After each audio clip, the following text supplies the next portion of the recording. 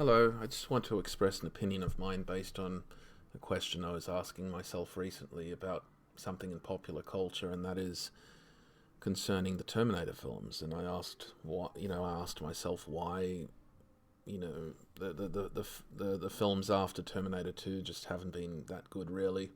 I mean, I'm sure there are people who love, I'm sure there are some fans who love the other Terminator films, but it seems generally most people didn't enjoy them as much or felt they were superficial or something like that. Anyway, I just think what happened basically is that um, James Cameron didn't go deeper with what he had. I mean, he intended the film series to end with Terminator 2 anyway. But if he really wanted to make a sequel after that, he could have gone a bit deeper. And I think what he needed, if he really wanted to make a third film, and I'm not talking about this Dark Fate film where he's a producer or whatever he is in that, but I'm talking about a real Terminator 3 that he made and wrote and directed and all that, like Terminator 2 and Terminator 1. If he really wanted to do it, what he could have explored in that,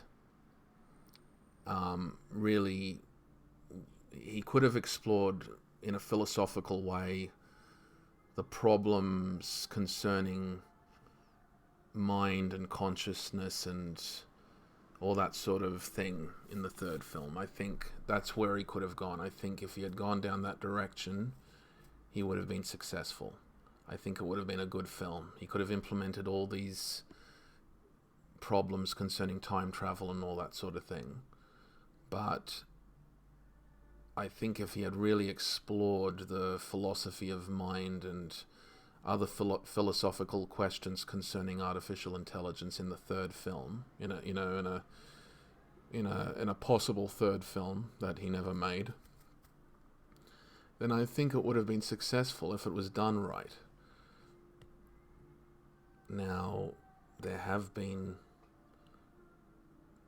there has been a good and I think successful film that has explored this in a philosophical manner, and in fact, more than one. I mean, even the Matrix films have explored this. Interestingly enough, I enjoyed the Matrix films, at least the first three. The fourth Matrix film, I thought, just didn't take itself very seriously, and it seemed to be a parody of the other three films. But the first three Matrix films really tried to explore the philosophical problems in depth. And interestingly enough, the way it was done, at least in the two sequels, Reloaded and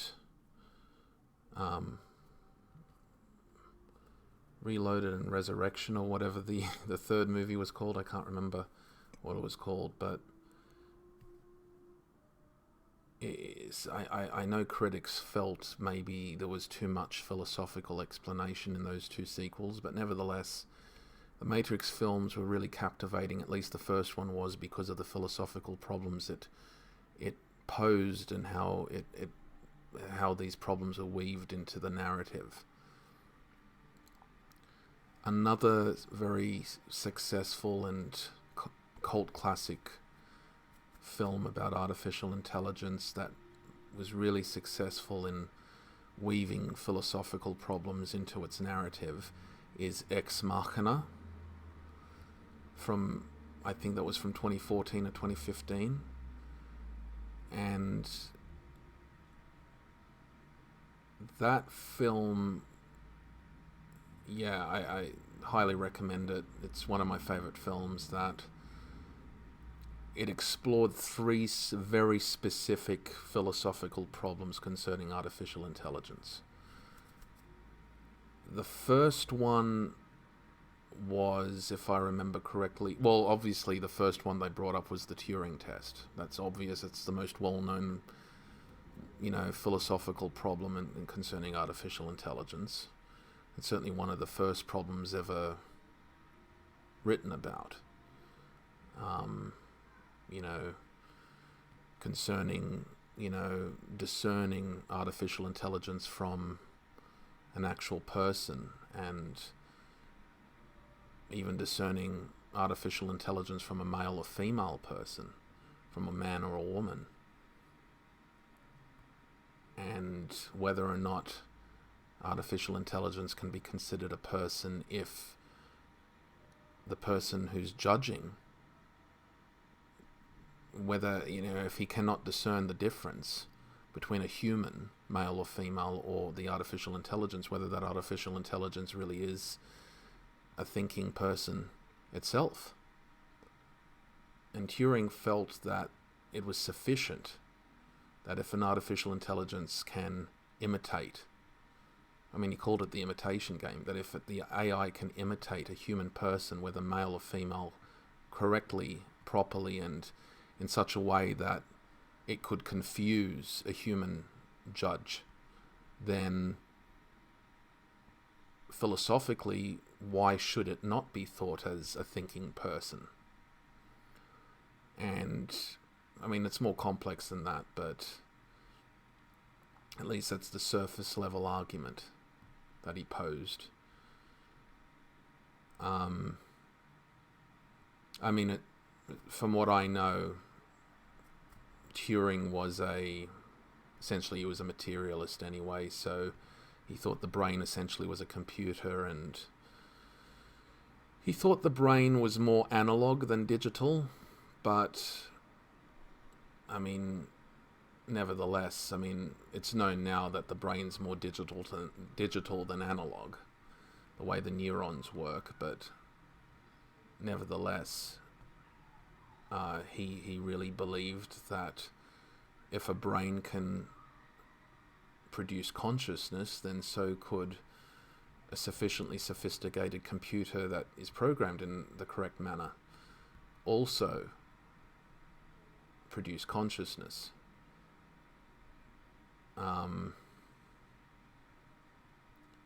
The second argument that Ex Machina explored, the second philosophical problem, was Mary's Room, so the knowledge argument by Frank Jackson.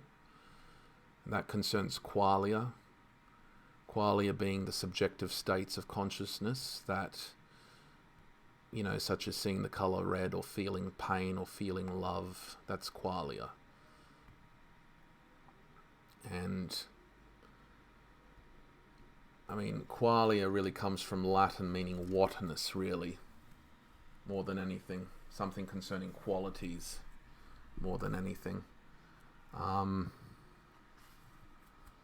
And essentially in that argument, in that problem, the thought experiment poses, Mary, who's a researcher, a scientific researcher, in a room that's black and white. There's no color in that room, and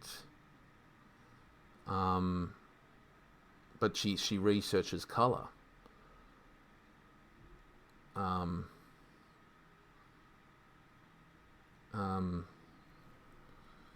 She researches, at least from a natural scientific perspective, what color is. So that would concern the physics of color and the biology of color. So that would be, the physics of color concerning electromagnetism and the electromagnetic spectrum and light itself, photons as a quantum of light, so a quantum unit of light, and then she was studying the biology of color, so how the light, the receptors in the eye, how the light is received by the eye in animals, And Frank Jackson posed that Mary knew theoretically and formally all that could be known about colour. Yet, she had never experienced colour. Now, one could say, well, that's ridiculous because, in a way, even though she's in a black and white room, I mean, there's still colour there. There's still white and blackness, and, white light really contains all the other forms of light too, all the other wavelengths. But the point is she still hasn't experienced what redness is. She hasn't experienced purple, nor has she experienced blue, none of them. She only knows as much as she can formally know, logically, mathematically, and through experiments, so through empirical means, what color is.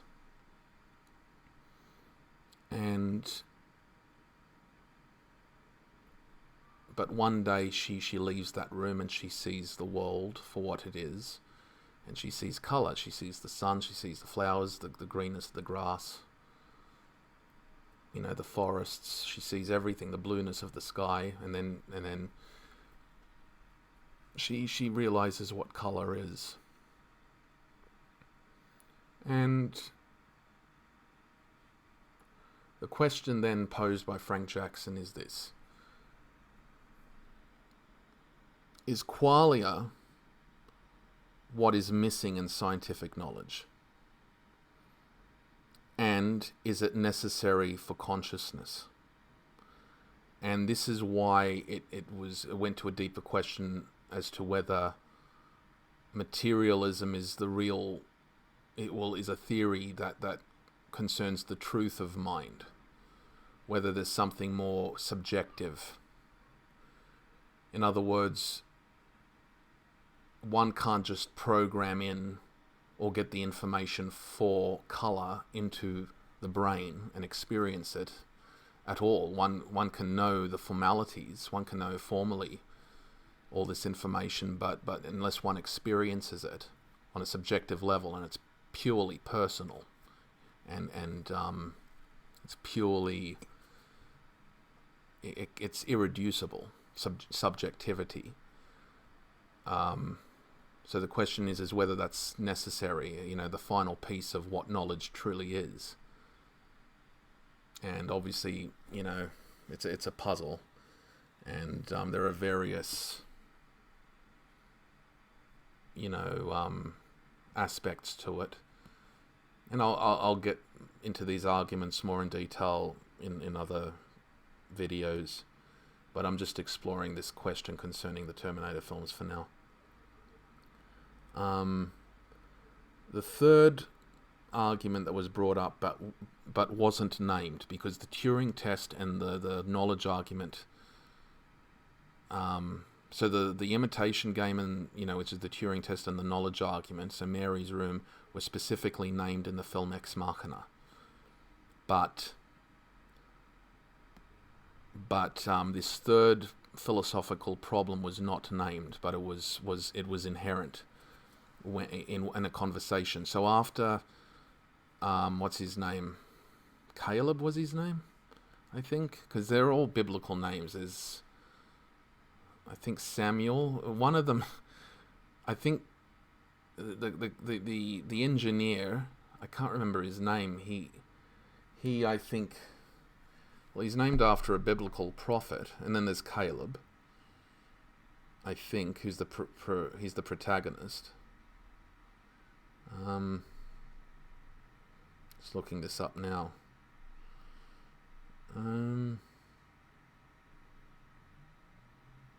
Yeah, Caleb's the protagonist.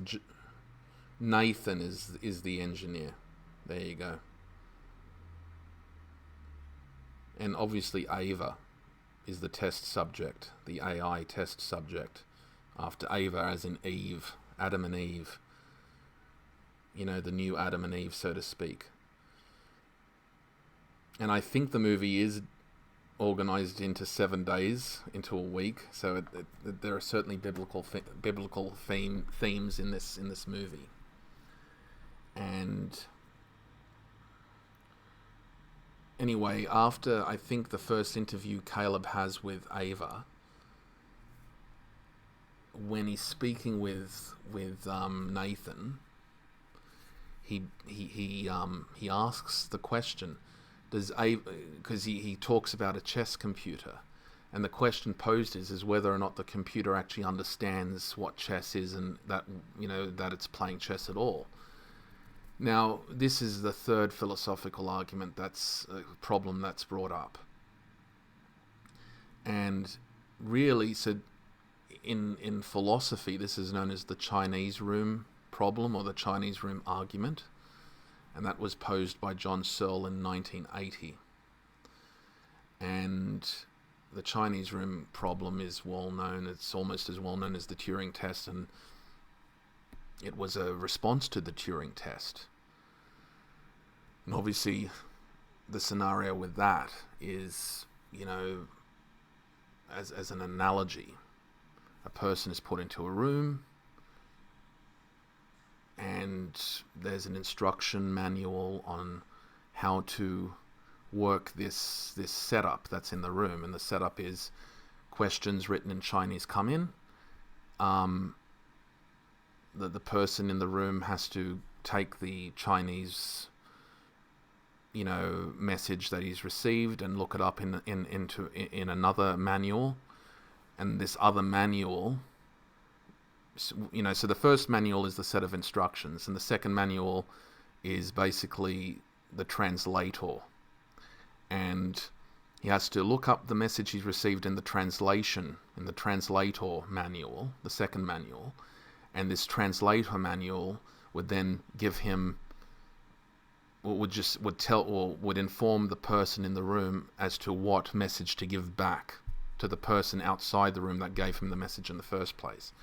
And the whole thought experiment is trying to say that the system itself does not understand the language Chinese. It understands no language at all. It's merely following a set of rules or algorithms. It's just a mathematical and physical. It's just a mechanism with mathematical order and logical order. It's nothing beyond that. And John Searle's, his theory is the reason this is the case is because a computer system lacks consciousness, and it lacks the basis for consciousness, which for John Searle is the brain. So John Searle is a physicalist, and his philosophy his metaphysics for mind he calls biological naturalism, and he states that the brain and the order of the brain, the order of matter in the brain is sufficient to produce consciousness, though no one knows what the cause nor mechanism within the brain is. Nevertheless, the cause is within the mechanism of the brain. He believes eventually, probably, this mechanism of causality will be discovered in the brain. He totally rejects Descartes and so-called, dualism, and he believes that it's all based on nature. As he says, as the stomach has essentially the feature of digesting, the brain has the feature of thinking. So Ex Machina really explored this, and it explored the ethical problems involved with artificial intelligence as well. It explored the ethics of, first of all, actually before the ethics, we get to something related to meta-ethics, which really is personhood, and so these three questions and three philosophical problems that were, on the metaphysical level that were posed in Ex Machina really concern the personhood of the artificial intelligent the artificial intelligence, the agents of artificial intelligence within the film. So Ava and the other androids, and at one point, Nathan shows Caleb the machine, that produced, or the machine that was basically engineered to be an artificial brain.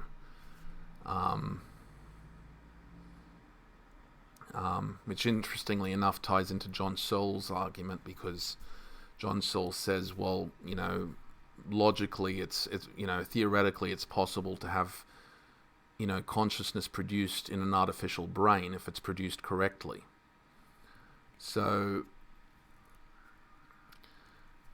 on the ethical issue, there are a number of topics explored. So first of all, the respect given to the androids. Nathan gives absolutely no respect to the androids. He has no care for them. He totally abuses them. Nathan treats the androids as non-persons, as just machines. And this is, I think, a central theme. And certainly, one of the central ethical themes within the film.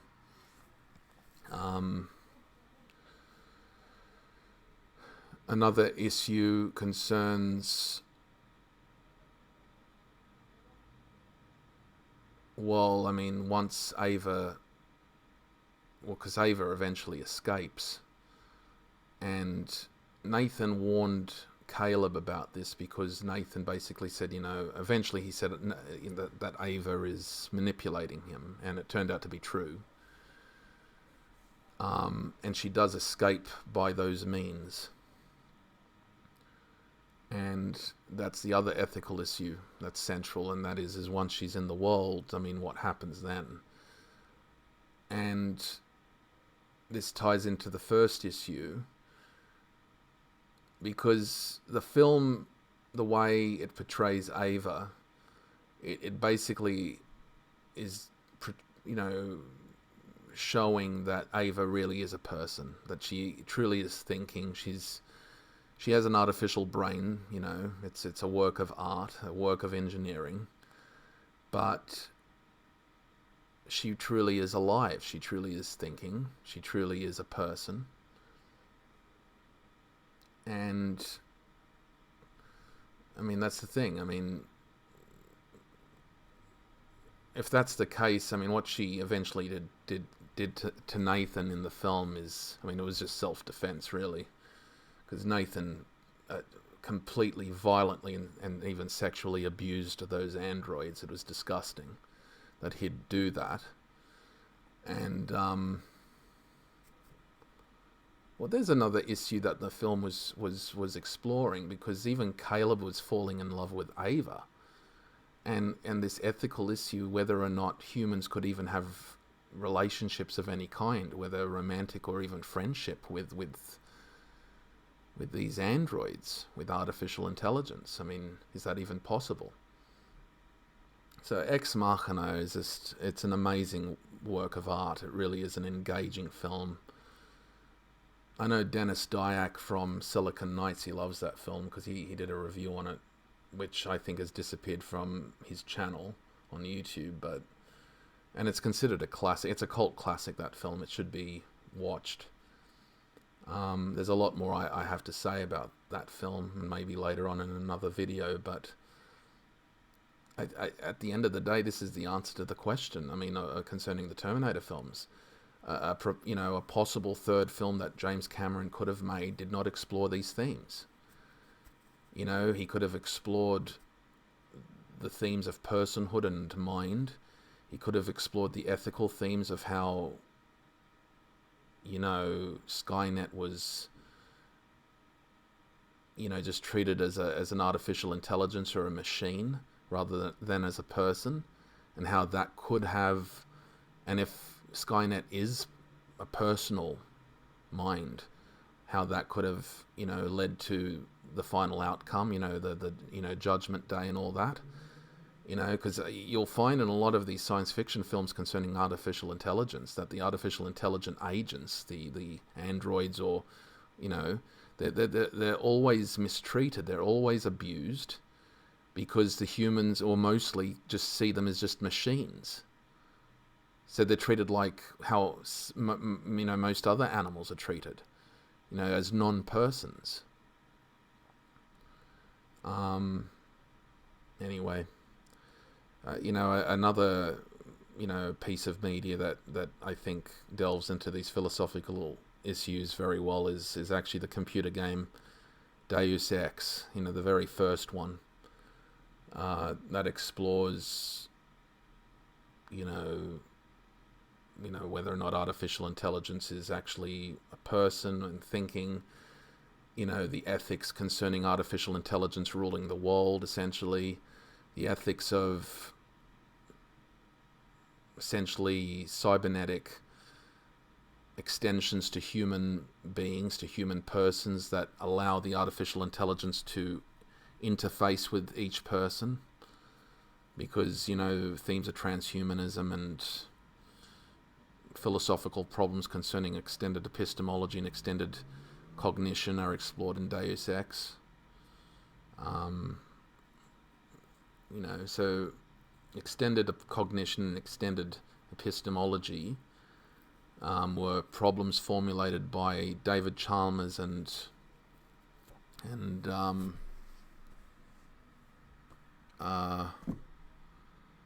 Andy Clark. That's who, Andy Clark. So David Chalmers is an Australian philosopher and Andy Clark is a British philosopher. And they posed the problem concerning technological exterior means of cognition and knowledge. You know, whether or not being, you know, connected to a computer is an extension of our mind, essentially. And, you know, that's all, that all, you know, concerns all these issues I'm bringing up. So, anyway, but I think that's why the Terminator sequels beyond Terminator 2 weren't successful. They just didn't delve deeply enough and in the proper manner. I mean, they could have explored the problems of time travel as well, but I don't know. It just seems to me after Terminator 2, whoever did these films afterwards, just it was more about the business side of things, you know, money making. They didn't really care about the story. So all I can say is if you want a good philosophically engaging artificial intelligence film, watch Ex Machina. And if you really want a good game to play on the computer, play Deus Ex. And it's just amazing how you bring those together and you got Deus Ex Machina. You know, God from the machine. But that's all for now. God, this has gone on for 30 minutes almost, so I think that's enough. I'll speak about other things in other videos. Thank you for listening.